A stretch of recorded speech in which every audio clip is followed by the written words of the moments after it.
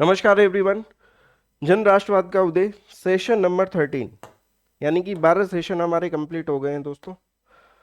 और इससे पहले वाले सेशन में हमने क्या कंप्लीट किया था, साइमन कमीशन को हमने कंप्लीट किया था। और लास्ट में मैंने आपको ये कहा था कि अगली क्लास में हम क्या पढ़ेंगे, नेहरू रिपोर्ट के बारे में हम डिस्कस करेंगे।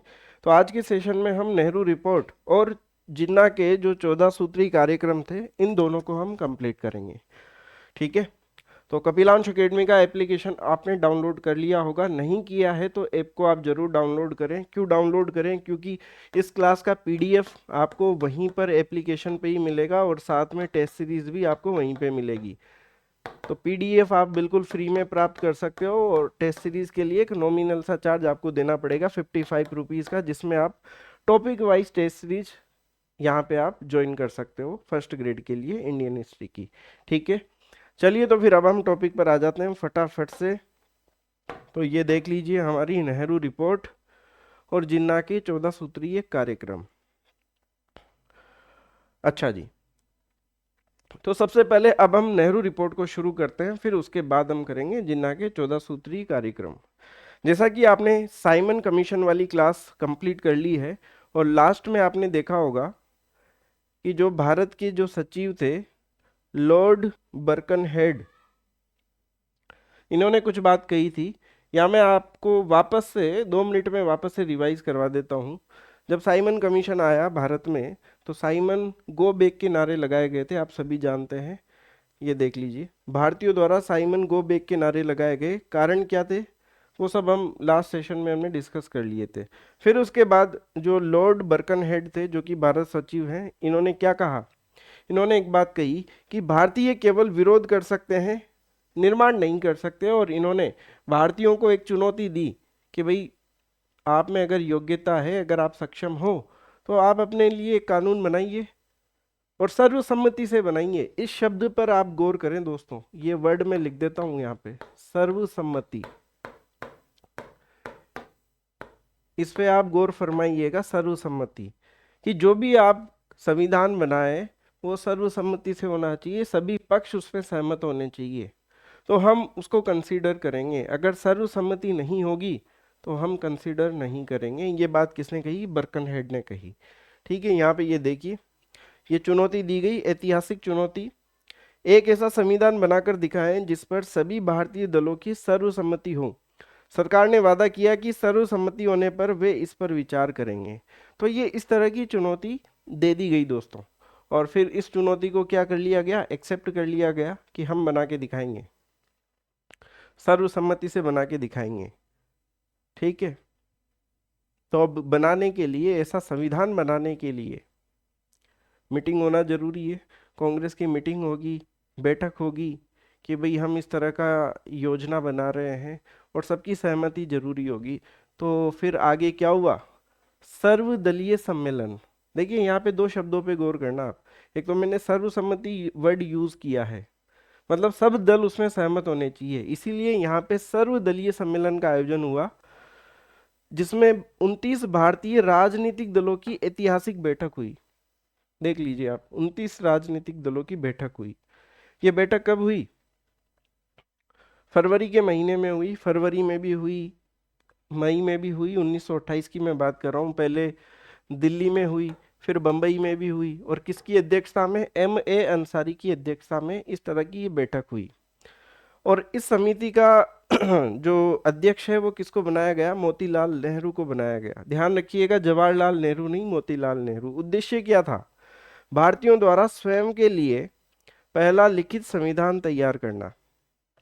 ठीक है, तो ये बैठक हुई, उसमें सहमत हुए और उद्देश्य आपको समझ में आ गया। और फिर जो रिपोर्ट तैयार हुई, इसका रिजल्ट क्या निकला?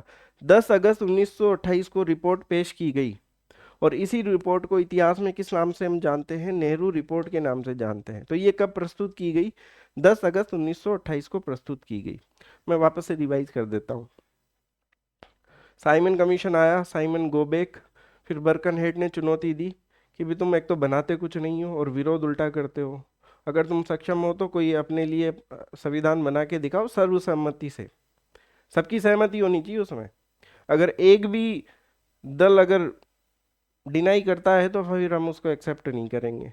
फिर उसके बाद सर्वसम्मति से बनाने के लिए सभी दलों की एक बैठक हुई।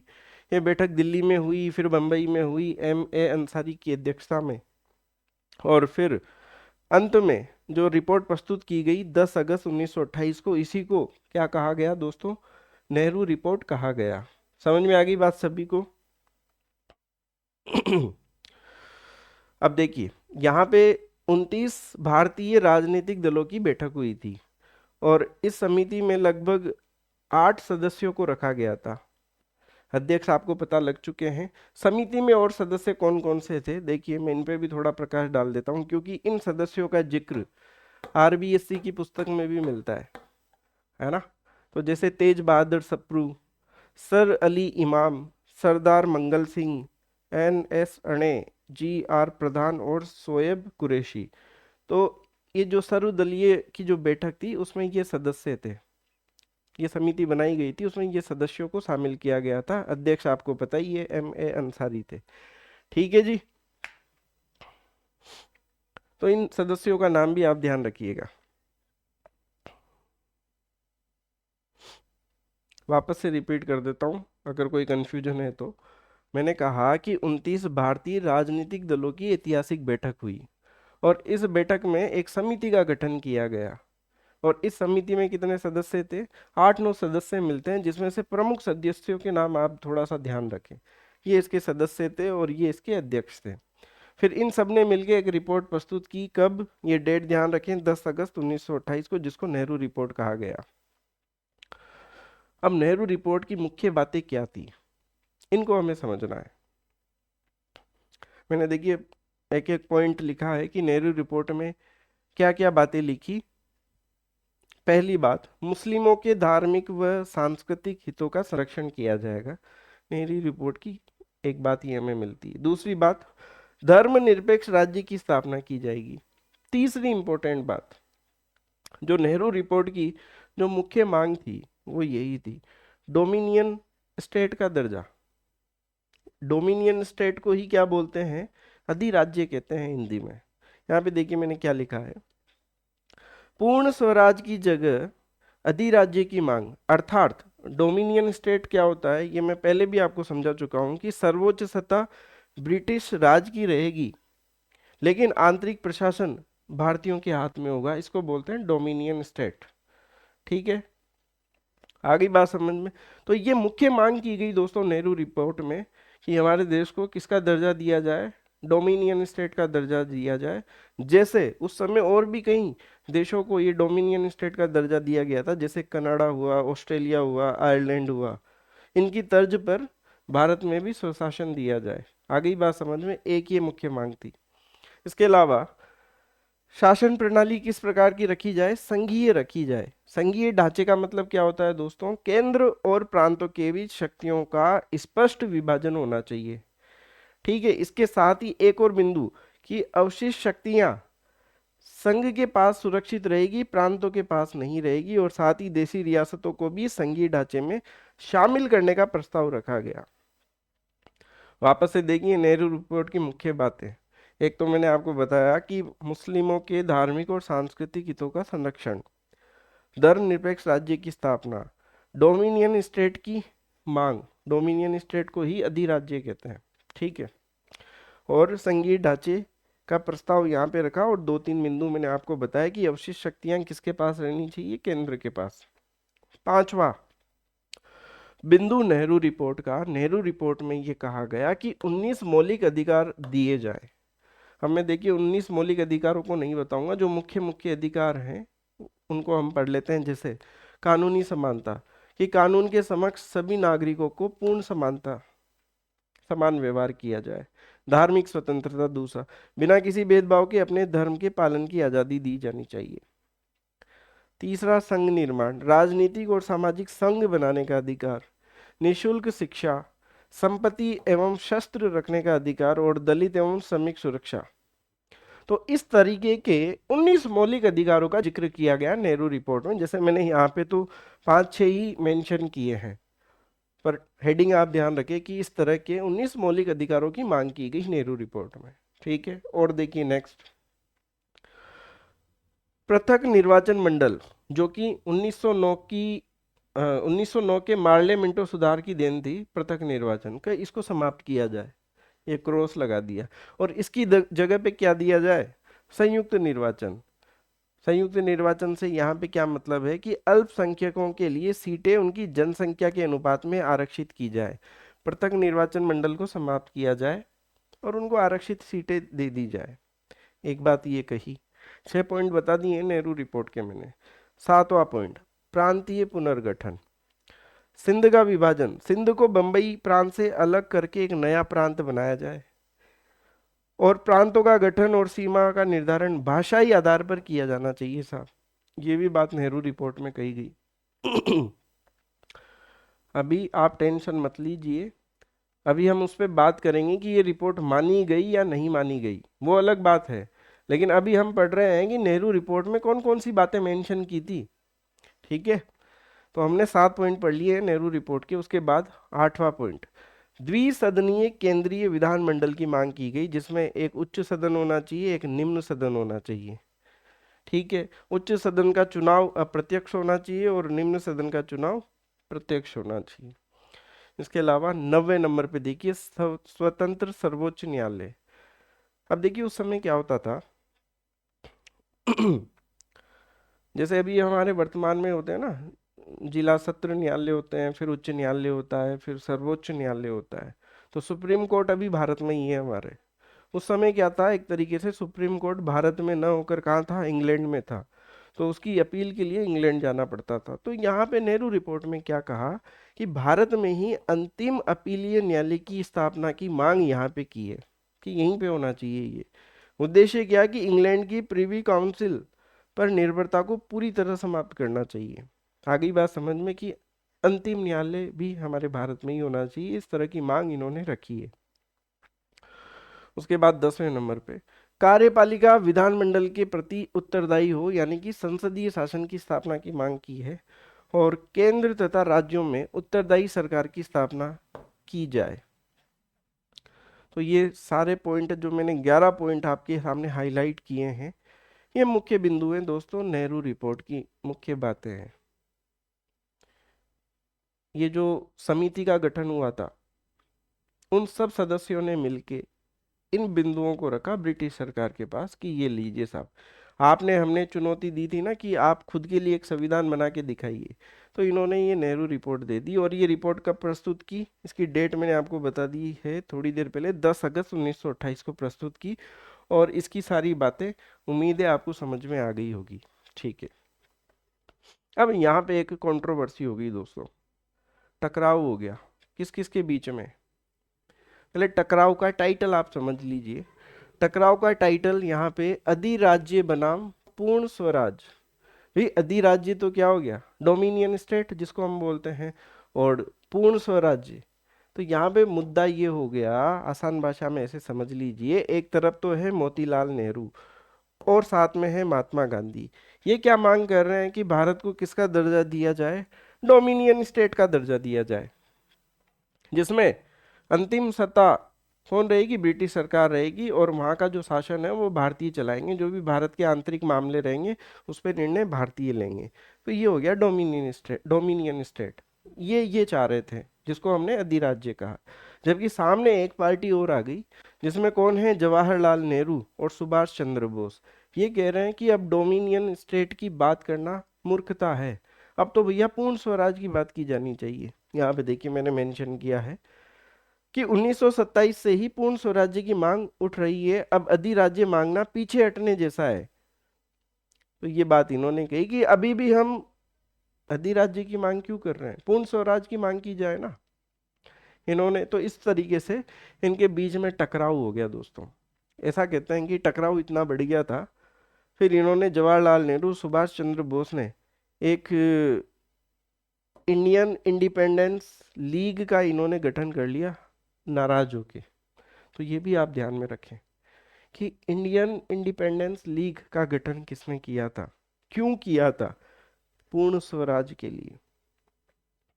अब देख लीजिए, एक तरफ पिताजी हैं मोतीलाल नेहरू और दूसरी तरफ इनके पुत्र हैं जवाहरलाल नेहरू। वैचारिक मतभेद यहाँ पे हो गया। ठीक है, अभी देखेंगे आगे क्या होता है। तो ये इस प्रकार से वैचारिक टकराव हुआ। फिर उसके बाद में देखिए, अब पिता पुत्र में ही लड़ाई होने लगी यहाँ पे। तो फिर उसके बाद ऐसा कहते हैं कि कलकत्ता में जो अधिवेशन हुआ उसमें गांधी जी ने पिता पुत्र और कांग्रेस के दोनों गुटों के बीच समझौता कराया। और गांधी जी ने क्या कहा कि ऐसा करते हैं, हम समय देते हैं थोड़ा सा, अभी पूर्ण स्वराज की मांग करना ठीक नहीं है अभी की परिस्थितियों के हिसाब से। गांधी जी ने ये कहा कि अभी एक बार हमें डोमिनियन स्टेट का दर्जा मिल जाए वो भी ठीक है, पूर्ण स्वराज की मांग करना अभी ठीक नहीं है, गांधी जी ने ऐसा कहा। तो फिर देखिए समझौता हुआ दोनों दलों के बीच में। और फिर रिजल्ट क्या रहा देखिए, ब्रिटिश सरकार को क्या दिया, अल्टीमेटम दिया। ब्रिटिश सरकार को क्या दिया अल्टीमेटम, सरकार को नेहरू रिपोर्ट स्वीकार करने के लिए ठीक 1 वर्ष का समय दिया। मैं रिपोर्ट कब दे दी थी, अभी थोड़ी देर पहले ही आपको बताया था, मैं वापस से डेट आपको हाईलाइट कर देता हूँ। ये देखिए 10 अगस्त 1928 को नेहरू रिपोर्ट प्रस्तुत कर दी गई थी।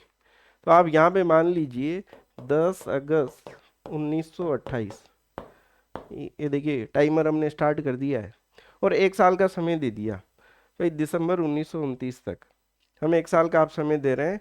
या तो आप नेहरू रिपोर्ट को स्वीकार कर लीजिए, लेकिन अगर आपने 31 दिसंबर 1929 तक डोमिनियन स्टेट का दर्जा नहीं दिया तो फिर क्या होगा, उसके बाद हम क्या करेंगे, कांग्रेस अपना एकमात्र लक्ष्य बनाएगी और वो क्या रहेगा, पूर्ण स्वराज। तो 1 साल का अल्टीमेटम दे दिया कि भाई या तो आप नेहरू रिपोर्ट को स्वीकार कर लेना, अगर तुम नहीं करोगे तो फिर उसके बाद फिर हमारा लक्ष्य क्या रहेगा, पूर्ण स्वराज का लक्ष्य रहेगा। और इसी पूर्ण स्वराज की मांग कहाँ पे होगी, लाहौर अधिवेशन में होगी। इसीलिए तो आप पढ़ते हो कि लाहौर अधिवेशन में सर्वप्रथम पूर्ण स्वराज की मांग की गई थी, वो ऐसे आया था, जो कि हम आगे नेक्स्ट क्लास में पढ़ने वाले हैं। तो ठीक है, ये अल्टीमेटम दे दिया। अब देखिए नेहरू रिपोर्ट सबमिट हो चुकी है। अब याद करिए, अभी स्टार्टिंग में थोड़ी देर पहले मैंने क्या कहा था, जो भारत सचिव थे लॉर्ड बर्कनहेड, इन्होंने ये बात कही थी सर्वसम्मति, याद है ना आप सभी को, कि सभी दल सहमत होने चाहिए तभी हम आपकी रिपोर्ट को ध्यान में रखेंगे।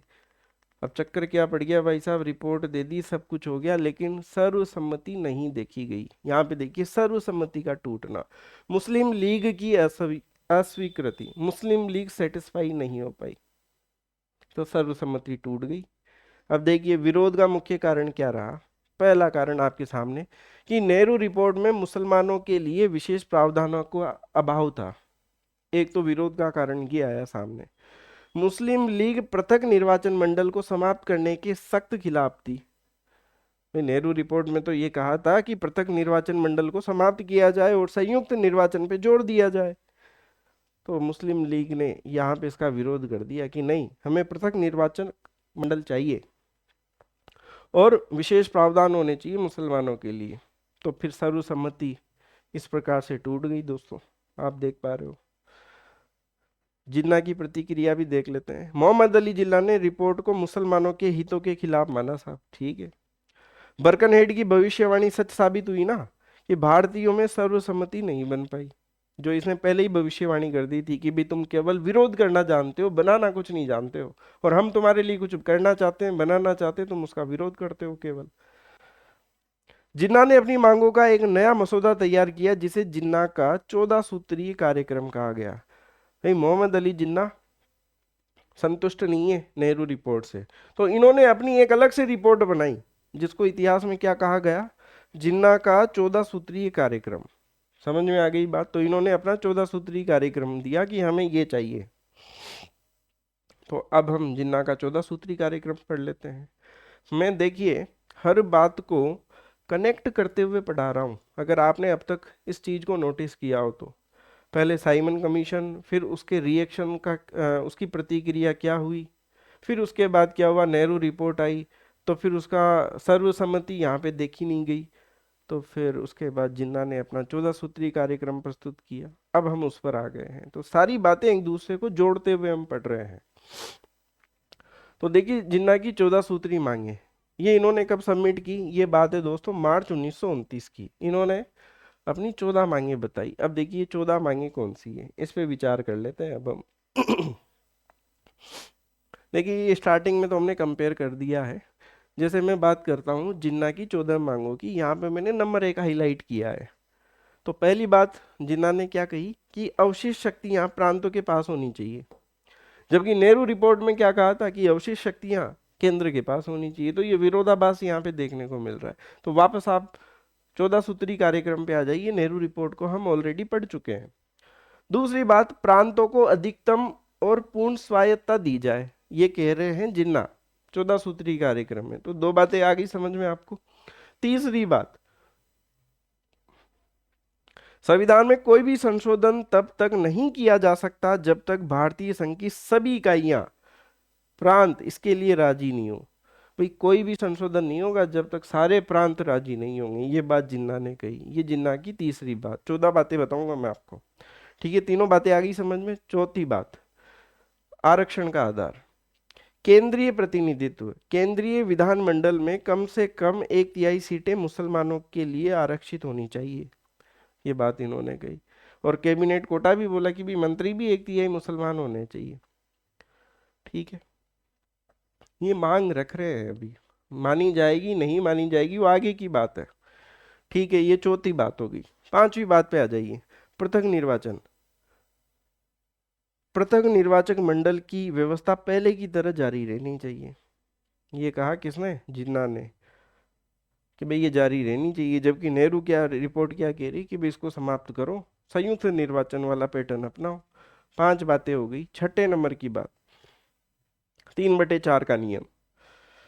यदि किसी विधेयक का किसी संप्रदाय के 3/4 सदस्य विरोध करते हैं तो वह विधेयक पास नहीं किया जा सकेगा, ये बात कही जिन्ना ने, ठीक है। सातवीं बात, प्रांतों का पुनर्गठन ऐसे न हो जिससे पंजाब, बंगाल और NWFP में मुस्लिम बहुलता अल्पसंख्यक में बदल जाए, कि इस तरह से तरीके से पुनर्गठन नहीं होना चाहिए प्रांतों का, कि जो हमारा जो अल्पसंख्यक समुदाय है वो बहुलता में बदल जाए। भी ऐसे हमें राज्यों को प्रांतों को मिलाना नहीं है कि अल्पसंख्यक बहुलता में बदल जाए, ठीक। सिंध को बंबई से अलग किया जाए, ये बात इन्होंने कही। 8वें नंबर की बात। 90वें नंबर पे, बलूचिस्तान में तत्काल सुधार लागू के कार्य तुरंत लागू हों। 10वें नंबर पे, मुस्लिम धर्म, संस्कृति, शिक्षा और भाषा की रक्षा की जाए, 10वें नंबर की बात। 11वें नंबर पे क्या कहा कि सरकारी नौकरियों और राज्य के धन में पर्याप्त हिस्सेदारी सुनिश्चित की जाए मुस्लिमों की, ये 11वें नंबर की बात जिन्ना ने कही। 12वें नंबर पे, सभी संप्रदायों को धार्मिक स्वतंत्रता प्राप्त हो। 13वें नंबर पे, सभी प्रांतीय विधानमंडलों में 1/3 स्थान मुसलमानों के लिए आरक्षित हो और सभी विधानमंडलों तथा निर्वाचित निकायों में, मतलब जो भी ऑफिस वगैरह है ना, उनमें अल्पसंख्यकों का पर्याप्त प्रतिनिधित्व होना चाहिए। तो ये इस प्रकार से जिन्ना ने 14 मांगे रखी और अपना 14 सूत्रीय कार्यक्रम दिया। अब परिणाम क्या निकला, बर्कन हेड ने ये कहा था कि सर्वसम्मति से होना चाहिए। सबसे पहले हम नेहरू रिपोर्ट की बात कर लेते हैं। अब आप बताइए सर्वसम्मति रही क्या, तो फिर ये क्या हो गया, अस्वीकृत हो गई नेहरू रिपोर्ट। खारिज कर दिया सरकार ने रिपोर्ट को कि सर्वसम्मति की शर्त पूरी नहीं हुई। और जिन्ना के 14 सूत्रों का क्या हुआ, कांग्रेस ने इसे पूरी तरीके से सांप्रदायिक माना। राष्ट्रीय हितों की बजाय केवल एक विशेष धर्म पर जोर दिया गया है, ऐसा कांग्रेस ने कहा। तो ये भी क्या होगी साहब, ब्रिटिश सरकार ने इसको भी अस्वीकृत कर दिया। अब इनका ऐतिहासिक महत्व देख लेते हैं कि भी नेहरू रिपोर्ट का क्या महत्व है। नेहरू रिपोर्ट को क्या कहते हैं दोस्तों, संविधान का ब्लूप्रिंट कहते हैं। क्यों कहते हैं, भले ही यह लागू नहीं हुई लेकिन इसने भारत के वर्तमान संविधान की नींव रखी। जैसे आज आप संविधान में मूल अधिकार देखते हैं तो उनका सबसे पहले जिक्र नेहरू रिपोर्ट में ही हुआ था, है ना। मौलिक अधिकार, स्वतंत्र न्यायपालिका और संयुक्त निर्वाचन जैसी अवधारणाएं आज हमारे संविधान का मुख्य हिस्सा है। और ये सबसे पहले इनका यहीं पे जिक्र हुआ था नेहरू रिपोर्ट में। हालांकि इसको माना नहीं गया लेकिन कुछ बातें तो आज भी हम फॉलो कर रहे हैं ना, तो ये ध्यान रखिएगा, इंपॉर्टेंट बात है। अब आ जाओ साहब, जिन्ना के 14 सूत्र, ये क्या थे? विभाजन के बीज कहा जाता है इनको। जिन्ना की इन सांप्रदायिक मांगों ने फूट डालो राज करो की ब्रिटिश नीति को बल दिया। इन्हीं मांगों की स्पष्ट झलक 1932 में ब्रिटिश प्रधानमंत्री मैकडोनाल्ड के सांप्रदायिक पंचायत में दिखाई दी। मतलब ये आएगा अभी अगला टॉपिक हमारा, सांप्रदायिक पंचायत। तो वहां पे जिन्ना के जो 14 सूत्री कार्यक्रम थे, इसमें से कुछ बातों का वहां पे मतलब वो पंचार्ट बनाया गया था, वो हम आगे डिस्कस करेंगे। ठीक है। हालांकि ये भी अस्वीकृत और ये भी अस्वीकृत। और इसी के साथ हमारा ये जो टॉपिक था नेहरू रिपोर्ट और जिन्ना का 14 सूत्री कार्यक्रम पूरा होता है। अब करना क्या है आपको, इनका टेस्ट देना है। और टेस्ट कहाँ पे मिलेगा? कपिलांश एकेडमी के एप्लीकेशन पे। तो ऐप को डाउनलोड करें, पीडीएफ भी इसकी आपको एप्लीकेशन पे मिल जाएगी, पीडीएफ फ्री में अवेलेबल है, कोई दिक्कत नहीं है। और वहाँ पे आप इसकी टेस्ट सीरीज ज्वाइन करके इसका टेस्ट जरूर दें, ताकि कॉन्फिडेंस आपका तभी बढ़ेगा। तो मिलते हैं नेक्स्ट सेशन में, जिसमें हम लाहौर अधिवेशन को क्या करेंगे? कंप्लीट करेंगे। और वहाँ पे हम पूर्ण स्वराज की मांग करेंगे। क्लास कैसी लगी आप कमेंट करके जरूर बताएं। धन्यवाद।